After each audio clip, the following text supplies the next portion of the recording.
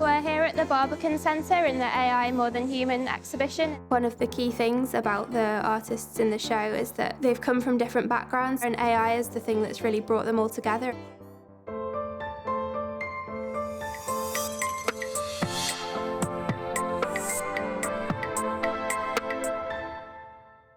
I always find working with AI and machine learning to be a very human endeavour. I think not separating it out from ourselves is really important to kind of remember it's reflecting the world back at us, but it is a world that we've created.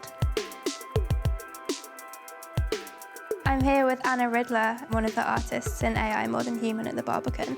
And Anna, I'd like to talk about your views on AI in general, and if you think AI is something that can have social change and be used as a force for good.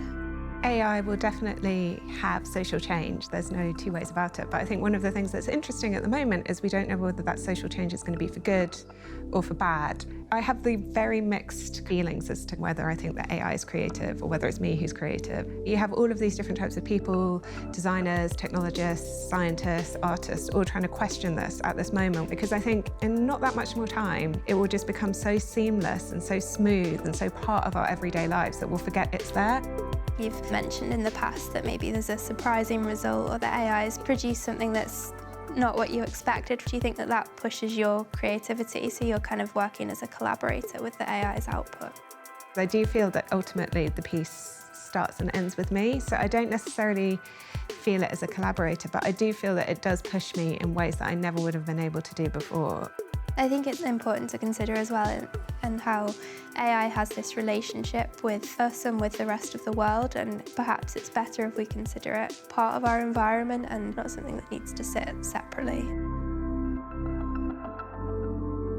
I want to talk a bit more generally about AI and art in the future, and whether or not you think that AI is going to enable more people to be artists. I'm a little bit worried about it in the future, because I think... Why are you worried? I worry a little bit AI might almost enable a loss of wonder, because you don't have to imagine as much. Does that make sense? Yeah, I can see that, but I also think that people come to AI from a lot of different backgrounds and kind of find their way through it. So I think that perhaps people who aren't traditionally artists might find themselves engaging with AI more and producing this creative output that's perhaps unexpected and leads them down a slightly different route.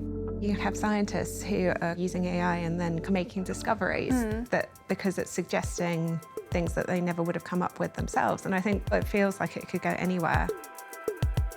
I suppose thinking further ahead and speculating on the future, if I was to be curating this exhibition in 50 years' time, I think it probably wouldn't be called artificial intelligence. I'm wondering at what point we'll drop the artificial. What do you think? I find it so difficult to speculate in the future. It just increases in capabilities so quickly already, but at the same time it's still so brittle and so fragile that I just find it really hard to think what it might be in 50 years' time, because 50 years ago this was like science fiction. The ability to do all of the things that we can do now and all the things that are in the exhibition, just that was fiction. For me, it's about looking at this bigger holistic picture and seeing humans as part of a wider universe and a bigger system of things, and I'm quite excited about how we can evolve with technology and how it can be part of our evolution. Thank you for joining me to talk about this, Anna. It's been really interesting to hear your opinions on the world of AI in the future. Hyundai Motor, connecting art and technology.